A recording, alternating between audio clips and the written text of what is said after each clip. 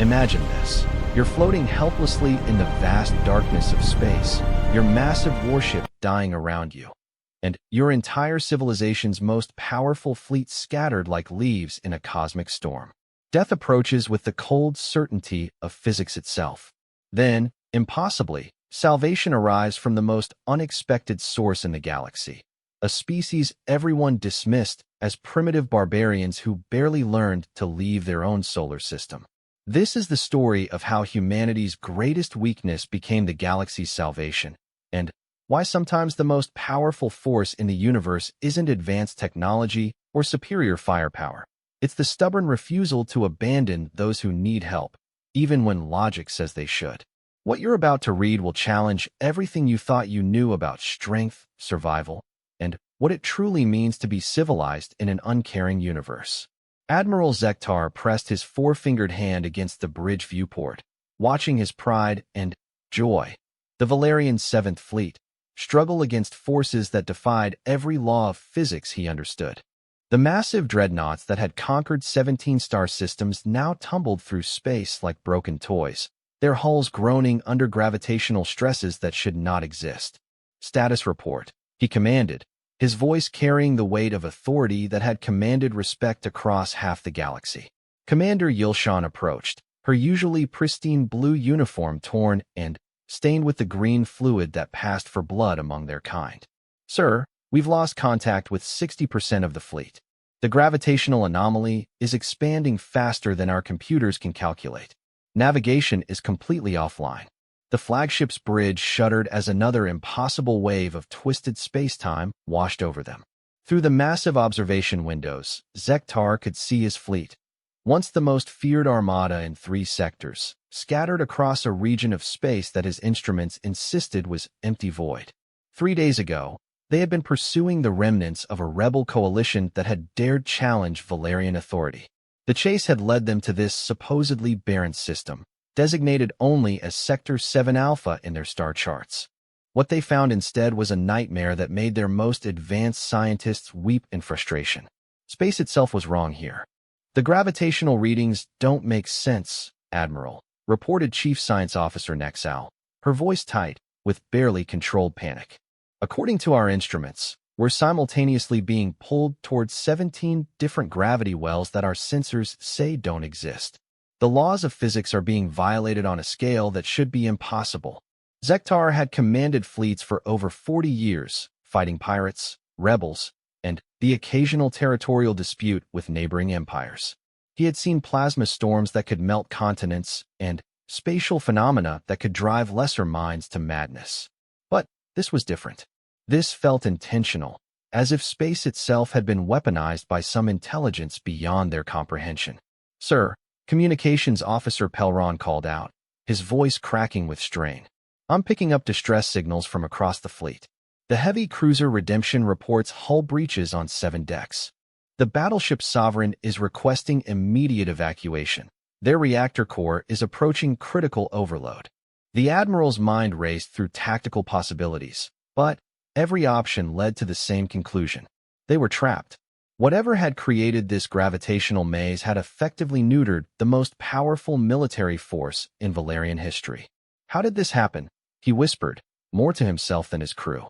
The answer came from an unexpected source. Junior science technician Mira Th, barely old enough to serve on a starship, looked up from her station with eyes wide with terrible understanding. "Admiral, I've been analyzing the patterns in the gravitational distortions. They're not random. Someone or something is controlling this." "Controlling what?" Zektar demanded. "The gravity wells, sir.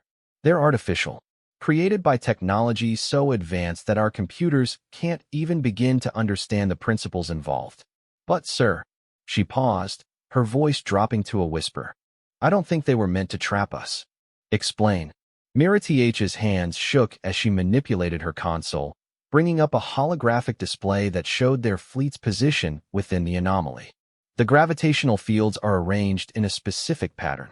If I overlay our current positions with the distress signals from the rebel coalition we were chasing." The hologram shifted, showing small red dots scattered throughout the maze of invisible gravity wells. Zektar felt his blood freeze as he realized what he was seeing. "They're everywhere," he breathed. The rebels we were chasing, they're trapped too. Not just trapped, sir, Miritich continued, her voice growing stronger as her scientific training overrode her fear. Dying. Just like us. Whatever created this wasn't trying to capture anyone specifically. It's indiscriminate.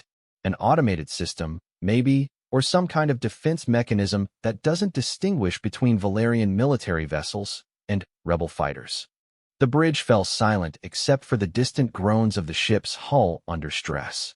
Zektar had built his career on making hard decisions under impossible circumstances, but this situation offered no clear path to victory. No enemy to fight, no territory to claim, no tactical advantage to exploit. How long do we have? He asked quietly. Chief Engineer Corland spoke up from his station, his expression grim. The gravitational stresses are causing microscopic fractures throughout the hull. At current rates, we have perhaps 12 hours before catastrophic structural failure. The smaller ships in the fleet have less time. 12 hours. Zektar closed his eyes and tried to think. In 12 hours, the most powerful military force in Valerian history would be reduced to debris floating in twisted space. Thousands of lives, his responsibility, his command, would be lost to forces they couldn't understand or fight. Sir, Pelron called out suddenly. I'm detecting something new. Long-range sensors are picking up multiple vessels approaching the anomaly. Unknown configuration, but they're moving fast. Zektar opened his eyes, a spark of hope igniting in his chest. Valerian reinforcements? Negative, sir. The energy signatures don't match any known Valerian technology. In fact, Pelron paused, double-checking his readings. Sir, these ships aren't using any technology we recognize. No plasma drives, no quantum displacement engines, no gravitational manipulation systems. Just chemical rockets and primitive fusion reactors. Chemical rockets? Commander Yilshan stepped forward, incredulous. Who still uses chemical propulsion? That's technology from the early spacefaring era. Miritich looked up from her console, her expression shifting from fear to amazement. Admiral, I'm reading the approaching fleet's configuration. Based on the design patterns and energy signatures, I think they're human. The word fell across the bridge like a physical blow. Human.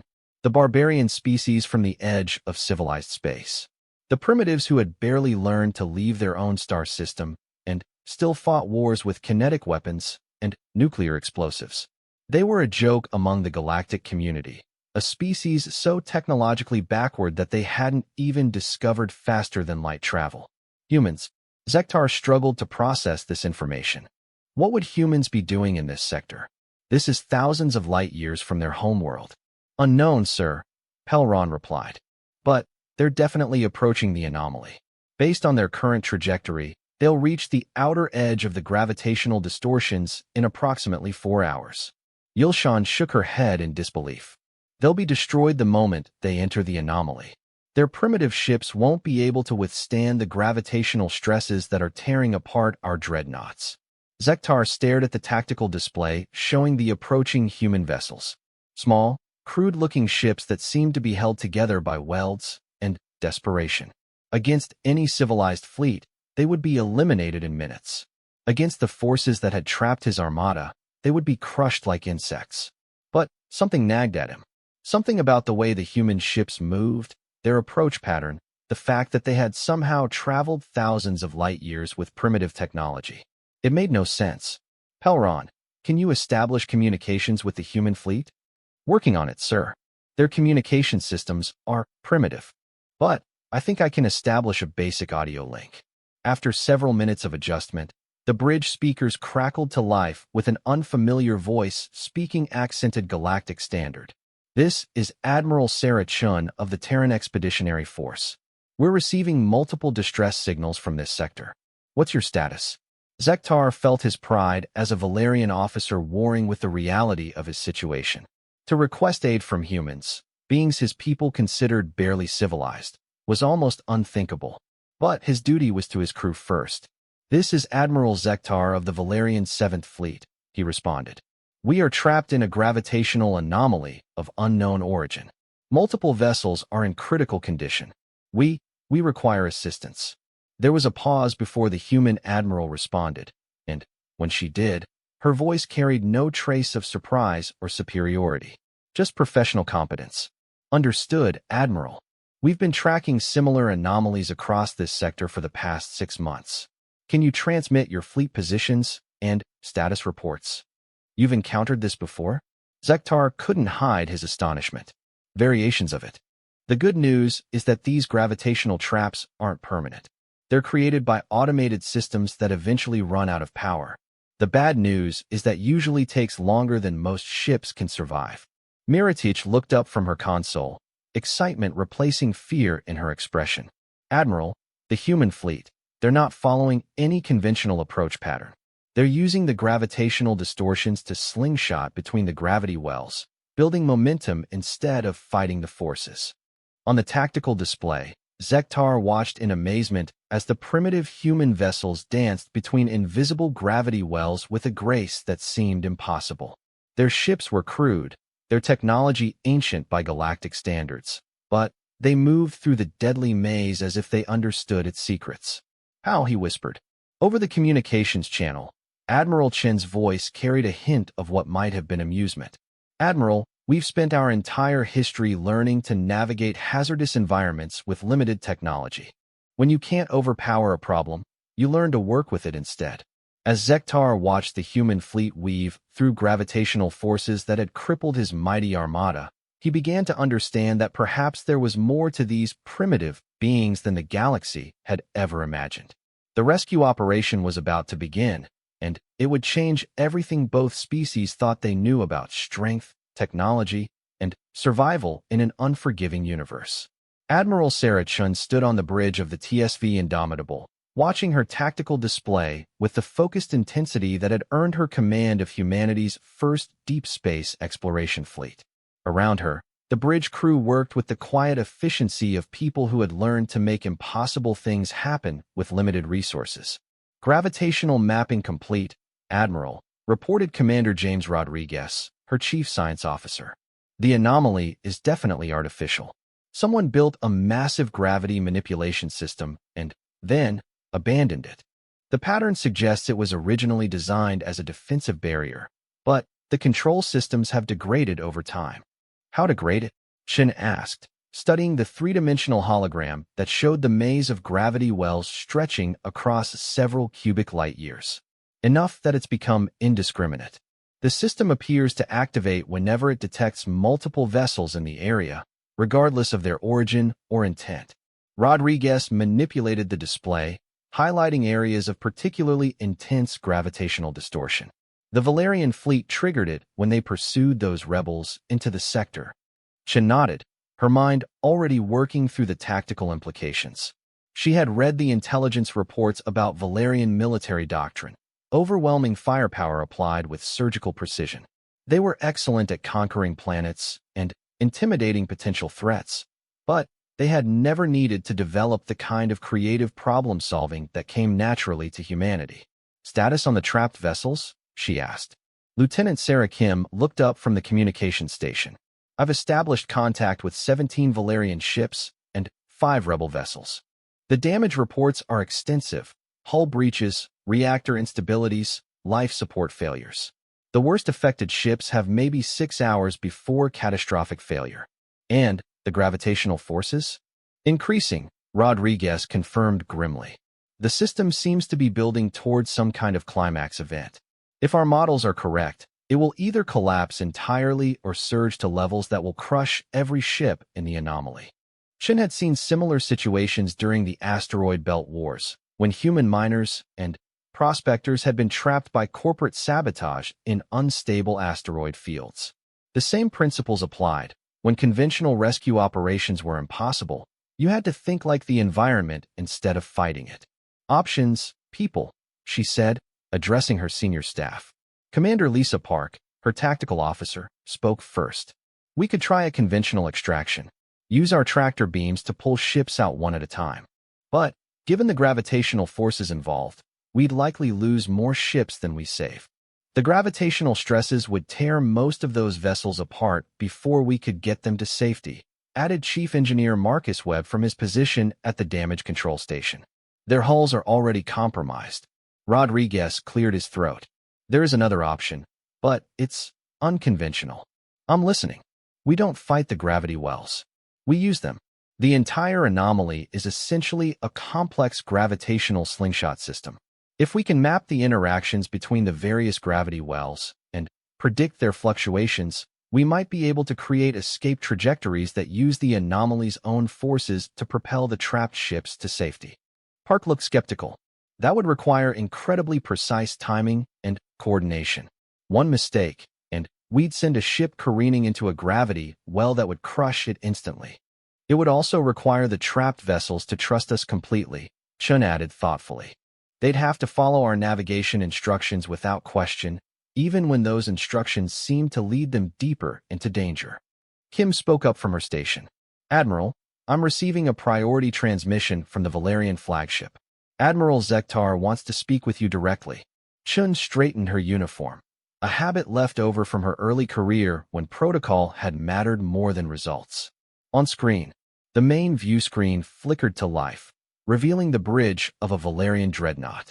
The alien admiral who appeared was tall and imposing, with the characteristic blue-green skin and four-armed physiology of his species. His uniform bore the insignia of high rank, and his expression carried the weight of command. Admiral Chun, Zektar said, his voice carrying through the translation matrix with formal precision. I must admit, when my sensors first detected human vessels approaching our position, I assumed you were here to scavenge our wreckage. That's not how we do things, Admiral. Chun replied evenly. We've analyzed your situation. Getting your fleet out is possible, but it will require unprecedented cooperation between our forces. Zektar's expression shifted slightly, and Chun caught a glimpse of the desperation he was trying to hide. What do you propose? We're going to turn this gravitational maze into a highway, Chun explained. Our computers have mapped the interaction patterns between the gravity wells. We can create escape trajectories that use the anomaly's own forces to slingshot your ships to safety. But it will require precise coordination and complete trust. Trust. One of Zektar's subordinates, Chin's briefings identified him as Commander Yilshan, stepped forward. You're asking us to trust human navigation in a situation that has defeated our most advanced computers? Chun felt the familiar surge of irritation that came whenever aliens underestimated humanity, but she kept her voice level. Commander, your most advanced computers are trying to overpower forces that can't be overpowered. Our approach is different. We work with the environment instead of against it. Explain, Zektar commanded. Rodriguez stepped forward, activating a holographic display that showed the gravitational anomaly in 3 dimensions. The key is understanding that this isn't random chaos. It's a degraded system with predictable patterns. Think of it like navigating rapids in a river. You don't fight the current. You use it to carry you where you want to go. Rapids. Yilshan's voice carried obvious confusion. Moving water, Chen explained patiently. On Earth, humans have been navigating dangerous waterways for thousands of years. The same principles apply here, reading the current, timing your movements, using the environment's own energy to propel you forward. Zektar studied the display with obvious interest. Show me how this would work. Rodriguez manipulated the hologram, highlighting a path that seemed to lead directly towards several gravity wells before curving away at the last moment. We start with your most damaged ships. Each vessel follows a precisely calculated trajectory that uses gravitational slingshot effects to build momentum. The trick is timing, entering and exiting each gravity well at exactly the right moment to gain speed rather than being trapped. And if the timing is off by even a few seconds? Yilshan demanded. Then, the ship is torn apart, Chen admitted bluntly. This isn't a risk-free operation, Commander. But, right now, doing nothing guarantees that your entire fleet will be destroyed within hours. We're offering you a chance. The Valerian bridge fell silent as Zektar considered the proposal. Chen could see the conflict in his expression, the pride of a military commander who had never needed outside help warring with his responsibility to his crew. There's something else, Chen continued. The rebel ships trapped in the anomaly with you. We'll be rescuing them too. Yilshan's face flushed with anger. Those rebels are enemies of the Valerian Empire.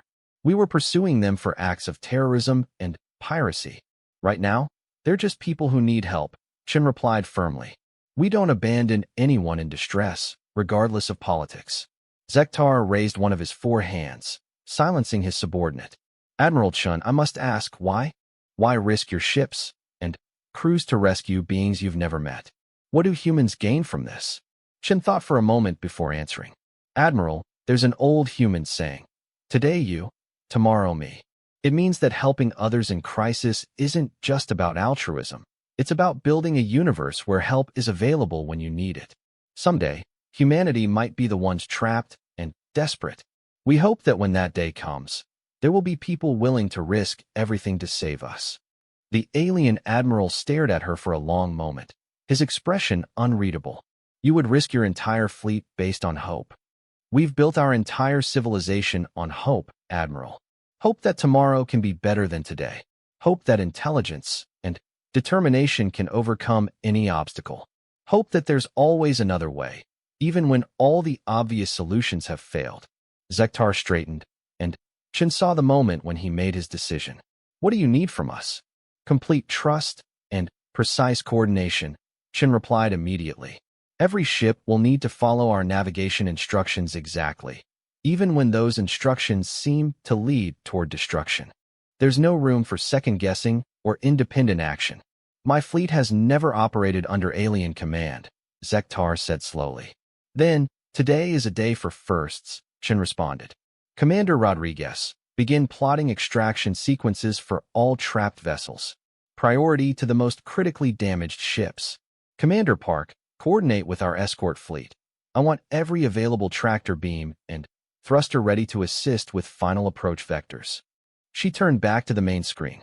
Admiral Zektar, transmit your complete fleet roster and damage reports.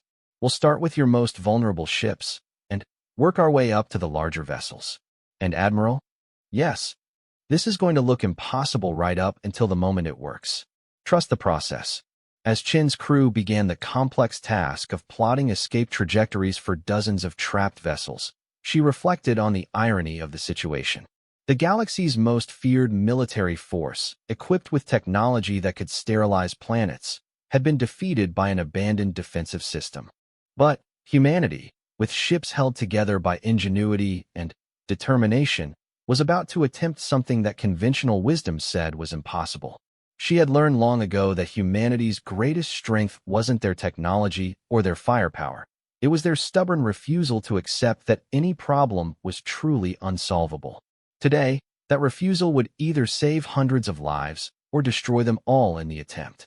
The rescue operation was about to begin in earnest, and Admiral Sarah Chun felt the familiar thrill of facing impossible odds with nothing but human ingenuity and the courage to try something that had never been done before. The first rescue attempt began with the Valerian light cruiser Resilience, a vessel that had been magnificent before gravitational forces had twisted its hull into a slowly dying wreck. Commander Yilshan monitored the operation from the flagship's bridge, her skepticism evident in every line of her posture. This is insane, she muttered, watching the tactical display show the proposed trajectory. The humans want us to fly directly toward gravity well 7, accelerate to maximum velocity, then turn at the precise moment when any sane pilot would expect to be crushed. Admiral Zektar stood beside her, studying the same display with grim fascination. Perhaps sanity is overrated, Commander. Our sanity has accomplished nothing but watching our fleet die slowly. On the communications channel, the voice of Captain Morike from the Resilience crackled with static and barely controlled terror. Admiral, Human Command is instructing me to engage full engines on a heading that leads directly into the gravity well. Every instinct I have is screaming that this is suicide. Captain, Admiral Chen's calm voice cut through the static. I understand this feels wrong. Every pilot in the galaxy is trained to avoid gravity wells, not dive into them. But this well isn't your enemy. It's your escape route. Trust our calculations. From the Indomitable, Commander Rodriguez provided constant updates. Resilience is approaching optimal entry point. Gravitational forces are within acceptable parameters. Captain Morike, begin your turn sequence in 3, 2, 1 mark. On the tactical display, Zektar watched the impossible happen. The resilience, instead of being crushed by the gravity well, caught its edge and used the gravitational force like a planet-sized slingshot. The small cruiser accelerated beyond anything its engines could have achieved independently, racing away from the anomaly on a trajectory that would carry it to safety. Successful extraction, Rodriguez announced. Resilience is clear of the anomaly and proceeding to the designated safe zone. The Valerian bridge erupted in amazed chatter, but Zektar remained focused on the display. How many ships can you extract using this method? All of them, Chen replied without hesitation. But the complexity increases with each vessel. Larger ships require more precise timing and stronger gravitational assists. Your dreadnoughts will be the most challenging. What about the rebel vessels? Yilshan asked, her political training overriding her relief at the successful rescue. Same process, Chen answered firmly. We've already begun plotting extraction routes for all trapped vessels, regardless of their political affiliation. Yilshan's face darkened. Admiral Chen, I must protest this decision. Those rebels are wanted criminals who have committed acts of terrorism against civilian targets. By rescuing them, you are aiding enemies of the Valerian Empire. Chen's voice carried an edge of steel when she responded. Commander, let me be absolutely clear about something. In space, there are no enemies or allies, only people who need help and people who can provide it. When a ship is dying, politics becomes irrelevant. The Valerian Empire will not forget this decision, Yilshan warned. Neither will the people we save, Chen replied evenly. Zektar raised a hand, silencing his subordinate. Commander Yilshan, we will discuss political implications after our fleet is safe. Admiral Chen, proceed with your rescue operations. The second extraction involved a rebel fighter that had lost life support and was operating on emergency power. The pilot, a young female from a species Zektar didn't recognize, sounded barely conscious when she acknowledged the rescue instructions. This is Lieutenant Kira of the Free Coalition vessel Defiance. I don't understand your tactical plan, but my ship is dying. Whatever you're trying to do, I'll follow your guidance. The rebel ship was tiny compared to Valerian military vessels, but its small size made it incredibly maneuverable. Under human guidance, it danced through a sequence of gravitational slingshots that accelerated it far beyond its design specifications. Defiance is clear, Rodriguez reported. Minor hull stress, but she's intact and heading for the safe zone. Zektar found himself grudgingly impressed by the rebels' piloting skill. They might be criminals, but they were competent criminals who followed instructions precisely. The third extraction was a Valerian heavy cruiser with significant structural damage. Captain Veltar, commanding the wounded vessel, provided a constant stream of damage reports that made the rescue seem impossible. Hull integrity at 30% and falling, he reported. If we attempt high-speed maneuvers, the ship will break apart. Captain, came the voice of Commander Marcus Webb from the human engineering team. We've analyzed your damage patterns. Your ship can handle more stress than you think, but only if the forces are applied correctly.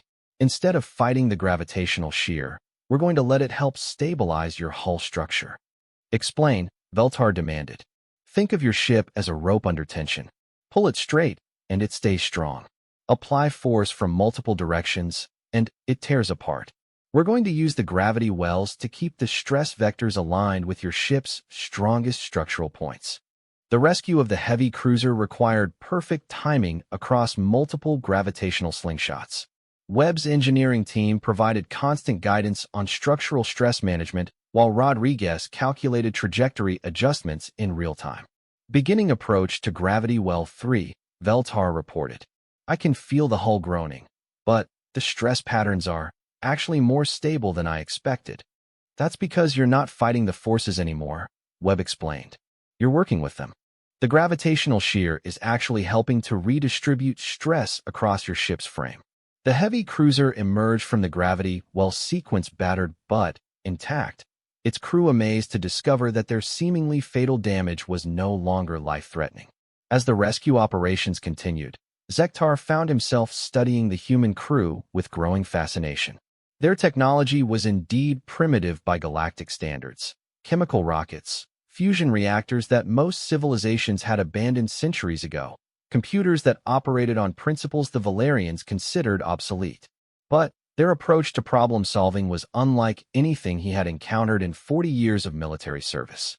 Where Valerian doctrine emphasized overwhelming force and technological superiority, the humans relied on creativity, adaptability, and an almost supernatural ability to find solutions in the most unlikely places.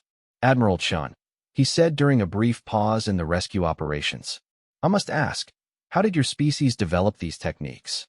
The gravitational navigation methods you're using are completely unknown to our scientists." Chin's image appeared on the main screen, her expression thoughtful. "Admiral, humans have spent our entire history learning to survive in hostile environments with limited resources. We couldn't overpower nature, so we learned to work with it instead. Ocean navigation, mountain climbing, desert survival. All of these taught us to read natural forces and use them to our advantage. But this level of precision in three-dimensional gravitational fields is just an extension of techniques we've been using for thousands of years," Chin finished. "When you can't build your way out of a problem, you have to think your way out instead." Commander Yilshan, who had been listening to the conversation, stepped forward. "Admiral Chan, if human navigation techniques are so superior, why hasn't your species shared this knowledge with the galactic community?" Chin's expression shifted slightly, and Zektar caught a glimpse of something that might have been amusement. "Commander, when was the last time anyone in the galactic community asked humans for advice about anything? Most species consider us primitive barbarians who barely qualify as sentient." The uncomfortable silence that followed was broken by Rodriguez's voice over the communications channel. "Admiral, we're ready for the next extraction sequence. The Rebel command ship has requested priority evacuation. They have wounded aboard who need immediate medical attention." "Understood," Chin replied. "Begin the extraction." As Zektar watched another impossible rescue unfold, he began to understand that the galaxy's dismissal of humanity had been based on a fundamental misunderstanding. Technological advancement and true capability were not the same thing. The humans possessed something that all of their advanced weapons and faster-than-light drives could not provide: the ability to find hope and solutions in the most desperate circumstances. The rescue operation was proving that sometimes the most primitive technology, guided by the most sophisticated thinking, could accomplish what the most advanced civilizations considered impossible. And, with each successful extraction, Zektar found himself forced to reconsider everything he thought he knew about strength, intelligence, and what it truly meant to be civilized. The most challenging rescues were still ahead, including his own flagship and several massive Valerian dreadnoughts that had never been designed for the delicate maneuvering required for gravitational slingshot navigation. But, watching the humans work, Zektar was beginning to believe that perhaps, just perhaps, they might actually save everyone. The rescue operation entered its most critical phase as Admiral Chin's team prepared to extract the largest vessels trapped in the gravitational anomaly. The Valerian dreadnoughts were massive ships designed for overwhelming firepower and intimidation, not the delicate maneuvering required for gravitational slingshot navigation. "The problem is mass distribution," Commander Rodriguez explained to the assembled fleet commanders via holographic conference. "These dreadnoughts were built like flying fortresses, heavily armored, with most of their mass concentrated in the forward sections. They're fundamentally unstable for the kind of precision flying we need." Admiral Zektar studied the technical specifications displayed on his bridge screens. His flagship, the Sovereign Authority, was nearly 2 kilometers long and massed more than most space stations. The idea of threading such a vessel through the gravitational maze seemed absurd. "What modifications can be made?" he asked. Chief Engineer Webb's image flickered slightly as the communication relays struggled with the gravitational interference. "We need to redistribute your ship's mass distribution temporarily. Jettison non-essential armor plating. Discharge your main weapon capacitors to reduce electromagnetic interference, and reconfigure your engine arrays for maximum maneuverability."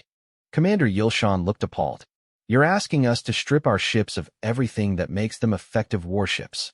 We're asking you to prioritize survival over firepower," Admiral Chun replied firmly.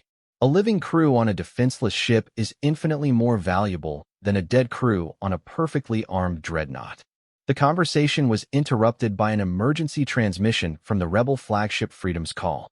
The vessel's captain, a grizzled humanoid named Captain Torek, sounded desperate. "Human fleet, this is Freedom's Call. We're experiencing cascade reactor failures. Our chief engineer estimates 12 minutes before we lose containment. If this ship explodes, the antimatter detonation will destabilize the entire gravitational field." Rodriguez ran quick calculations, his face pale with the implications. He's right.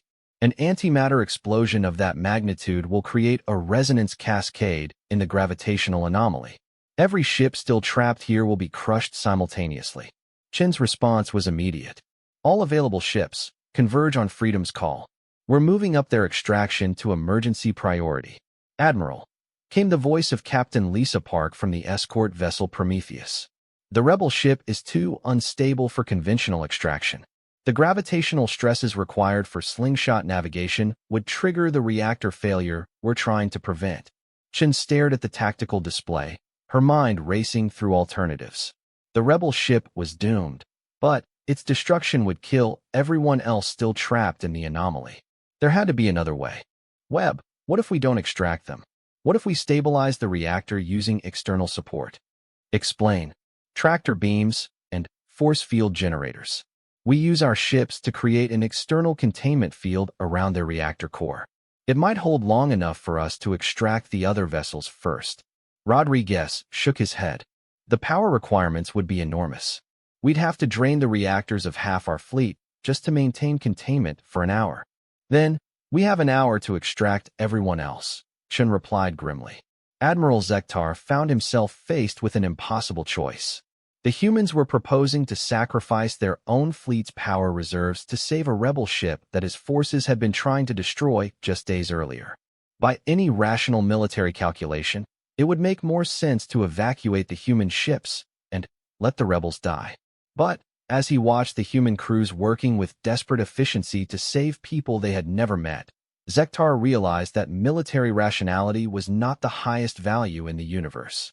"Admiral Chun," he said quietly, "the Valerian fleet will provide any assistance needed to stabilize the rebel reactor." Yilshan turned to stare at him in shock. "Admiral, we cannot. We can and we will." Zektar cut her off. "These humans are risking everything to save us. We will do no less for others." The next 30 minutes were a masterpiece of coordinated engineering. Human and Valerian ships formed a complex formation around the dying rebel vessel, their tractor beams and force field generators working in perfect harmony to contain the cascading reactor failure. Captain Torek's voice crackled over the communications channel. I don't understand why you're doing this. We're enemies. You were hunting us. Today, we're all just people trying to get home," Chen replied. "Politics can wait until we're all safe."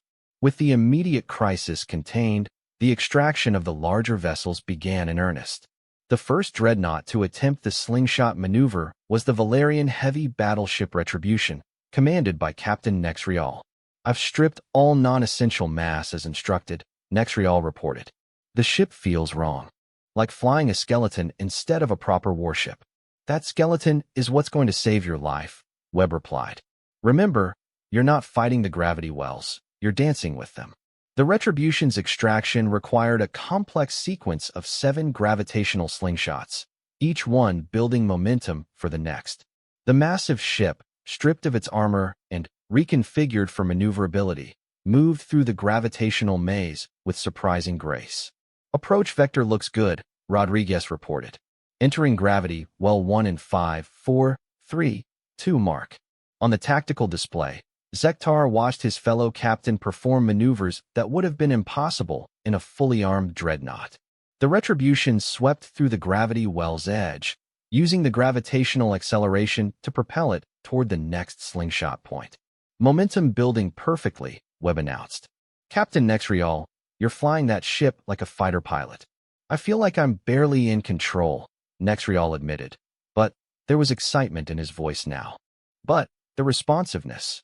I never imagined a dreadnought could move like this." The sequence continued flawlessly until the 6th slingshot, when an unexpected gravitational fluctuation threw the Retribution slightly off course. "We're drifting toward gravity well 4. Nexrial reported, his voice tight with concern. If I enter that well at the wrong angle, it will crush the ship. Negative, Rodriguez replied instantly. Don't fight the drift. Use it. Adjust your approach vector to enter well 4 at a steeper angle. It will give you more acceleration for the final slingshot. That violates every safety protocol in Valerian fleet regulations, Nexrial protested. Sometimes you have to break the rules to survive, Chen added. Trust the physics, Captain. The modified approach worked perfectly. The Retribution emerged from the gravitational maze with more velocity than any of the previous extractions, racing toward the safe zone, with her crew cheering over the communications channel. Retribution is clear and proceeding to rendezvous, Rodriguez announced. That was beautiful flying, Captain. As the extraction operations continued, Admiral Zektar noticed something unexpected happening among his crews. The initial skepticism and wounded pride were being replaced by excitement and professional admiration. His officers were beginning to appreciate the elegance of the human approach, the way they used intelligence and creativity to overcome seemingly impossible obstacles. Admiral Chun, he said during a brief pause in the operations, I must confess something. When my sensors first detected your fleet approaching, I assumed you were scavengers hoping to profit from our misfortune. What do you think now? Chen asked. Zektar considered his words carefully. I think the galaxy has seriously underestimated humanity. Your species possesses capabilities that our most advanced scientists cannot duplicate or even fully understand. We just see problems differently, Chen replied modestly. Where others see impossible obstacles, we see puzzles waiting to be solved. The conversation was interrupted by an urgent transmission from the containment team around the rebel flagship. Admiral, reactor containment is failing faster than predicted, reported Captain Park. We have maybe 15 minutes before the antimatter cascade becomes unstoppable. Chen's jaw tightened with determination. Then, we extract Freedom's call next. Rodriguez, do we have a viable trajectory? Working on it now? The instabilities in their reactor are creating electromagnetic interference that's affecting our gravitational calculations. It's like trying to thread a needle during an earthquake. As Rodriguez worked frantically to calculate an extraction route for the dying rebel ship, Zektar found himself impressed by the humans' refusal to abandon anyone, even when that person was supposedly their enemy. It was a philosophy that challenged everything he had been taught about military leadership and strategic thinking. The clock was ticking, and the most dangerous rescues were still ahead. But, watching the humans work, Admiral Zektar was beginning to understand that perhaps the true measure of a civilization was not its military might or technological advancement, but its willingness to risk everything for the lives of others, even former enemies.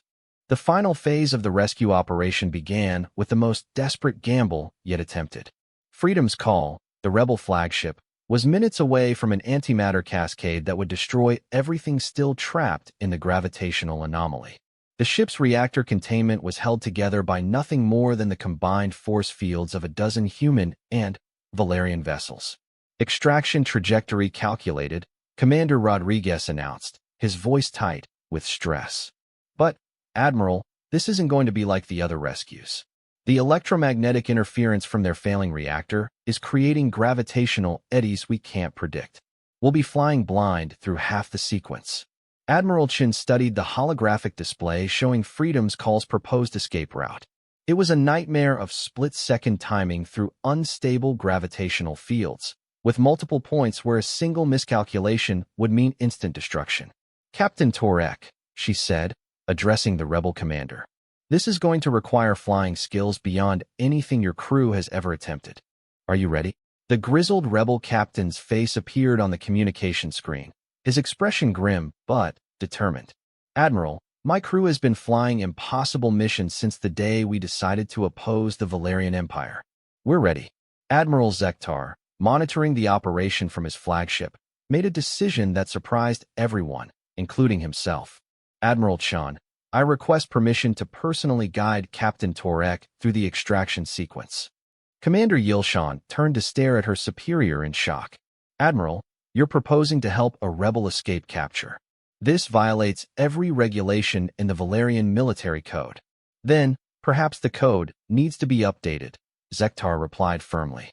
I've spent 40 years learning to navigate complex tactical situations. That experience might save lives today. Chen nodded approvingly. Admiral Zektar, you're cleared to provide navigation assistance. Captain Torek, you'll have two of the finest tactical minds in this sector guiding you home. The extraction began with Freedom's call accelerating toward the first gravity well, while her reactor containment fields fluctuated wildly. The electromagnetic interference created by her failing systems made precise navigation almost impossible. I can't get a clear reading on Gravity Well 2, Rodriguez reported. The interference is scrambling our sensors. Switch to visual navigation, Zektar suggested. Watch how the gravity wells affect the debris field around us. The patterns will show you where the safe passages are. It was an ancient navigation technique, reading environmental signs instead of relying on instruments. Captain Torek proved to be a master at it, threading his dying ship through gravitational fields by watching how they bent light and affected floating debris. Approaching Well 3, Torek reported. My engineer says we have maybe 3 minutes before containment fails completely. Then, we finish this in 2 minutes, Chen replied. All ships, maximum power to the containment fields. Give Freedom's call every second we can. The rebel flagship swept through the gravitational slingshot sequence with desperate precision, her crew pushing their failing systems beyond all safety limits. At the fourth gravity well, disaster nearly struck when a power surge caused the ship's navigation systems to fail completely. I'm flying blind, Torek announced. All navigation displays are dead.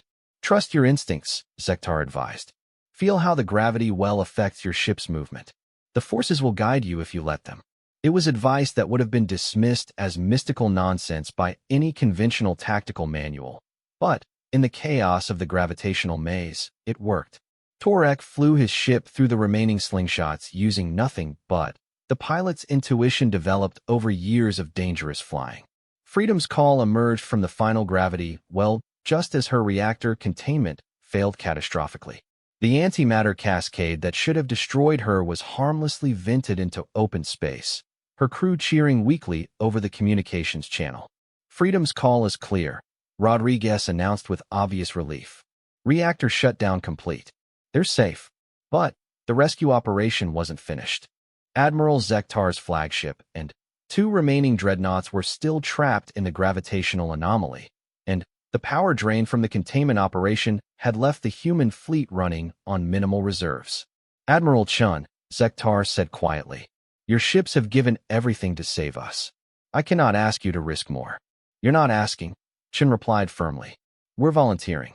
Nobody gets left behind.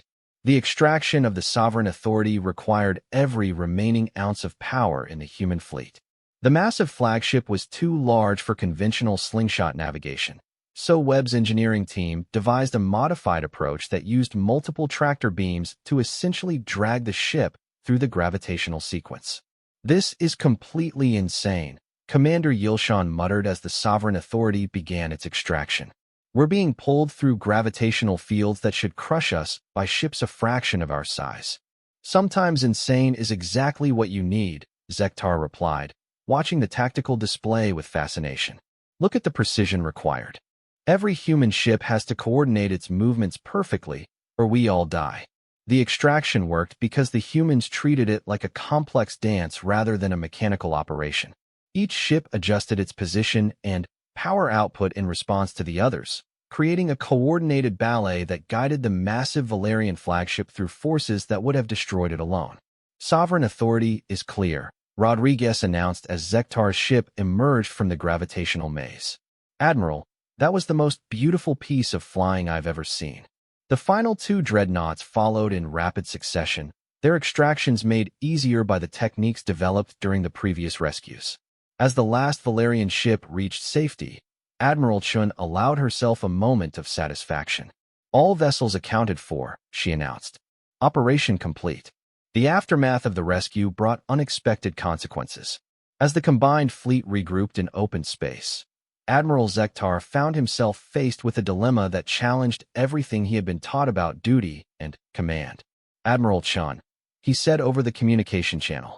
According to Valerian military law, I am required to arrest the rebel vessels and return them to face trial for their crimes. The bridge of Chin's flagship fell silent, tension crackling through the air. Captain Torek's image appeared on a secondary screen, his expression resigned but defiant. "We knew this moment would come," Torek said quietly. "We're grateful for what you've done, but we won't surrender." Chin's response was calm but firm. "Admiral Zektar, I need to be clear about something. Any attempt to resume hostilities while our fleets are in proximity will be considered a threat to human vessels. We take a very dim view of people who start fights immediately after being rescued." Zektar was quiet for a long moment, considering his options.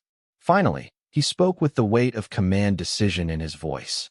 "Captain Torek, by the authority vested in me as Admiral of the Valerian 7th Fleet, I hereby grant your vessels safe passage to the edge of Valerian space. Use this time wisely." Yilshan's face went pale with shock. "Admiral, this is tantamount to treason. The Empire will demand an explanation." "Then, I'll give them one," Zektar replied calmly. "I'll tell them that I learned something today about the difference between military victory and true strength. These humans risked everything to save people they had never met, including enemies who had been trying to kill them. They taught me that honor isn't about following regulations. It's about doing what's right, even when it's difficult." As the rebel ships departed with grateful farewells, Admiral Chin prepared her own fleet for the journey back to human space. But Zektar's voice stopped her. "Admiral Chun, there's something I need to say. The galaxy has been wrong about humanity. Your species possesses capabilities that we desperately need to understand and learn from. Would you be willing to share your navigation techniques with Valerian tactical colleges?" Chin smiled, the first time Zektar had seen her truly relaxed since the rescue operation began. "Admiral, we've been trying to share our knowledge with the galactic community for decades. The problem has never been our willingness to teach. It's been everyone else's willingness to learn from primitives. That will change," Zektar promised. "After today, I think a great many things will change." As the two fleets prepared to part ways, both admirals knew they had witnessed something unprecedented. The rescue operation had demonstrated that true strength came not from superior technology or overwhelming firepower, but from the willingness to risk everything for others, even strangers and enemies. Admiral Chen looked out at the stars, knowing that humanity's reputation in the galaxy would never be the same. They were no longer the primitive barbarians from the edge of civilized space. They were the species that descended from the stars to save everyone, regardless of politics or previous conflicts. The gravitational anomaly continued its ancient pattern behind them, waiting for the next travelers who would need to learn that sometimes the most impossible problems could be solved by those with the wisdom to work with forces beyond their control rather than fight them. In the depths of space, a simple truth had been proven. When the universe seems determined to destroy you, the answer isn't always bigger weapons or more advanced technology. Sometimes, the answer is the courage to try something that has never been done before and the compassion to risk everything for the lives of others. The rescue was complete, but its consequences would echo through the galaxy for generations to come. Humanity had announced its presence not with conquest or intimidation, but with salvation. And that made all the difference.